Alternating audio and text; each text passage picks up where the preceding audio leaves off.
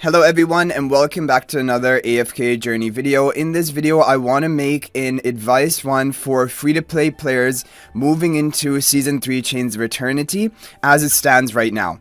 So as a lot of you guys are aware of, there are two major changes, well actually three technically, happening when you move into the new season. Number one, as of right now there is a Paragon buff, which is quite substantial, basically increasing the rivalry stats, making Paragon upgrades even more dominant in PvP compared to before. The other change is that exclusive equipment from plus 15 to plus 20 upgrades, rather than giving 0.5% per stage, is going to give 1% per stage for a maximum of 5% for the whole 5 levels.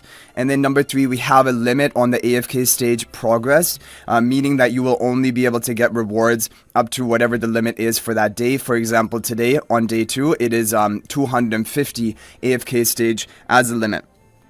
Okay, so what does all of this mean, and how do you try to optimize and basically make the most of what you have as a free-to-play player and not get too affected by this change? So as for the Paragon change, there has been a big, of course, community kind of uprise, and the developers have definitely taken note of it. So I am expecting some modification to happen. A lot of people are.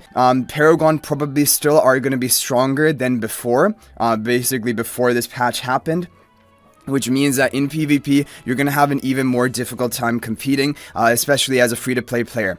So what would I do if I were a free-to-play player? I would put all of my focus on building up heroes to do better in Dream Realm. Because Dream Realm is the area where these Paragon upgrades are not going to have any effect, because they're only for rivalry stats, which is for PvP content. And also, I would focus on building up heroes which will be good or decent enough for AFK staging. So I would be basically pulling all my focus into Dream Realm heroes. And already that's kind of what I recommend and advise, is that I consider a hero a must-pull status if it is a hero which is really dominant in Dream Realm. For example, Sonya, I consider her to be the top priority from the Waves of Intrigue season out of all the heroes. And Tassi and Bonnie, although they're great, they're down the priority list in my mind, because they will not help you in Dream Realm. But Sonya will. Even pre-end this, she's doing pretty well. So that is kind of the thing, in my opinion, from this point forward. If you want to be kind of just protect your account and make sure you're progressing well, and also not even having to worry about dropping money, for example, to compete in PvP, you can basically kind of give up on PvP, or basically rank up to as high as you can, because even with Supreme Plus heroes, with the good team formations, high level of exclusive equipment, you will be able to compete, not for the top ranks. So I think just from active play, you are going to be able to do that, but I would basically shift your focus away from focusing PvP and focus purely on Dream Realm. The other big thing is the AFK stage. The AFK stage limit actually makes the really good AFK stage deficit pushers less important to have on your account. It still is important, because on day number 1, you're going to have a limit up to 200.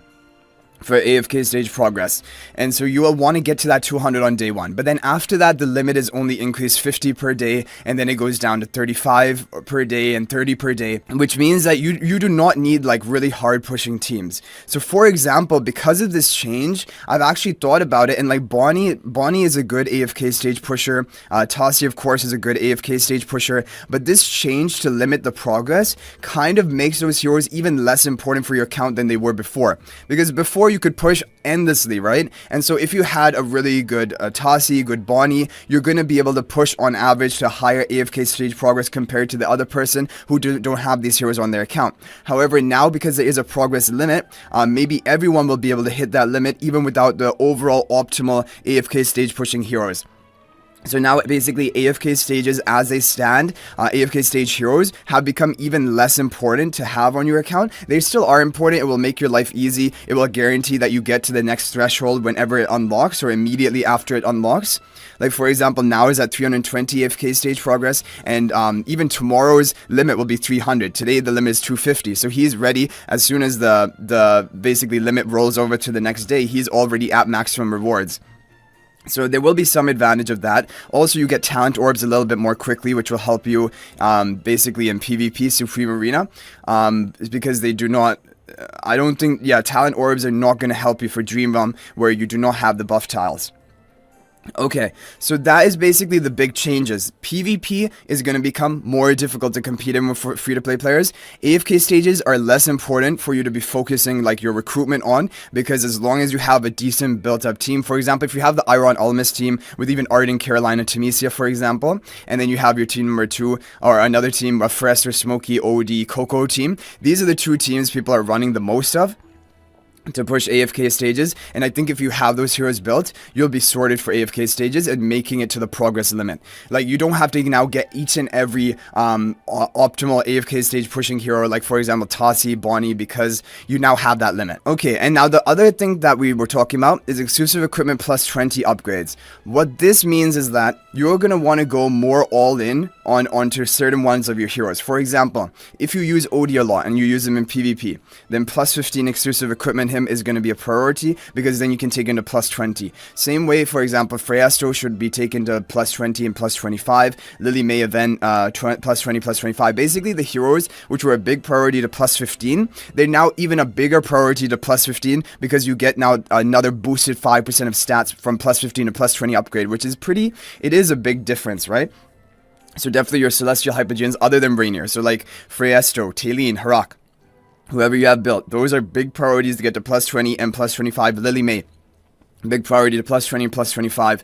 And Odie, if you use him, plus 20 and plus 25.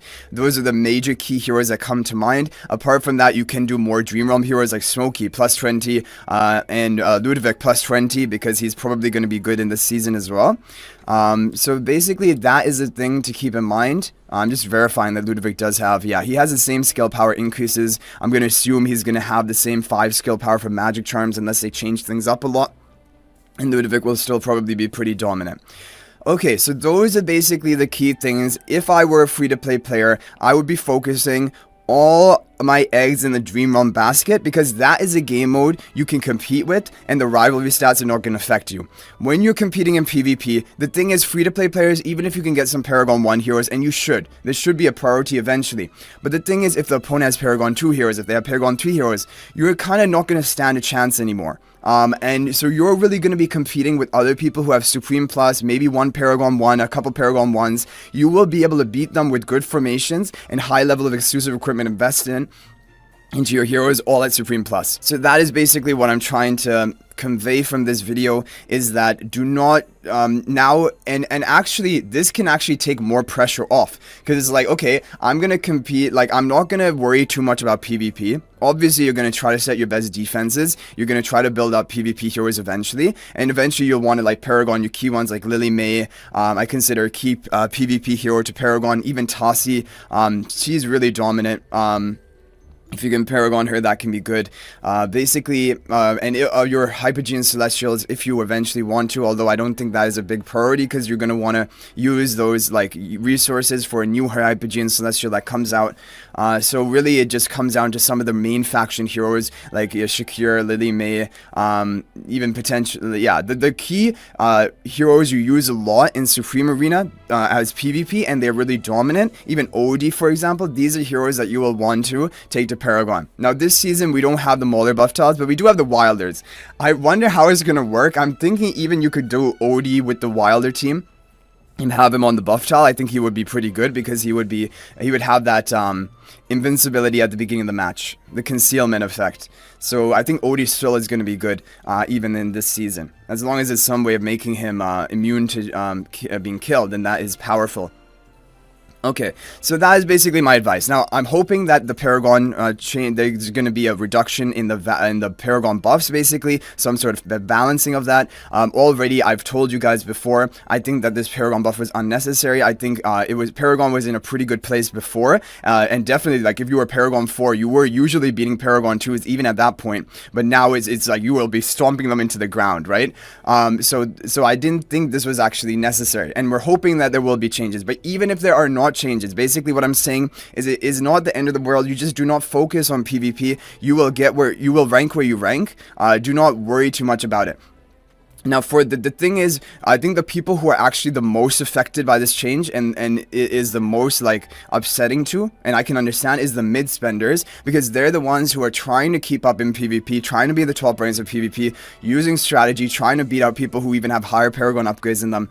And now this update is really hurting them, because even though their Paragon heroes are going to be boosted, the other opponent's Paragon heroes are going to be boosted even further than them, because it'll be a higher tier, and then you're going to be smashed, right? So that is I think the people who are hit the hardest with this is actually the mid-level spenders. And the high spenders, I mean, they're top of the food chain regardless of this change or not, is the mid spenders who try to like spend efficiently and optimally and gradually get Paragon 2s, eventually Paragon 3s, that sort of thing. Those are the ones who get hit hard, because then the people with higher Paragons than them are just gonna dominate them more than before. They're still going to dominate the people under them, but they were already dominating the people under them, right? So that's kind of that is the thing.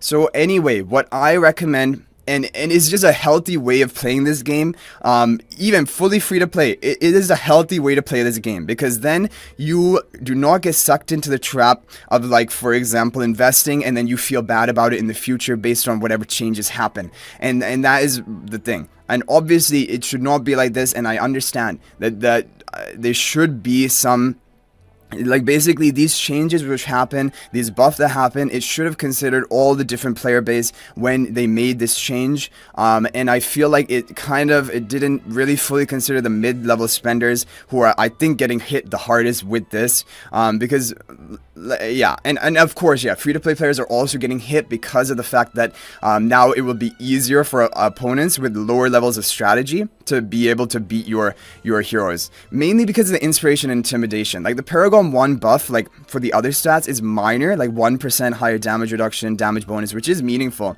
but it's the fact that you have 2 bonus rivalry stats, intimidation, inspiration, also topped on top of all of this, making them just too dominant. So that's basically my advice. Focus Dream Realm, and you kind of will not get let down when you focus Dream Realm, because it's very controlled. Now, of course, if some crazy change happens in the future and rivalry stats are also applicable in Dream Realm, that I don't think that will ever happen, because that is just like that is just the worst possible idea, and I mean, that would just be a complete blow up. Like, I mean, even right now there's a huge sort of uprising due to the Paragon buffs. If something like that happened, it would just be basically game over. So I think you're safe to focus Dream Realm, invest wisely, and pull on heroes which are going to help you in Dream Realm, Ravage Realm. Those are the type of heroes you should be pulling on as a free-to-play player.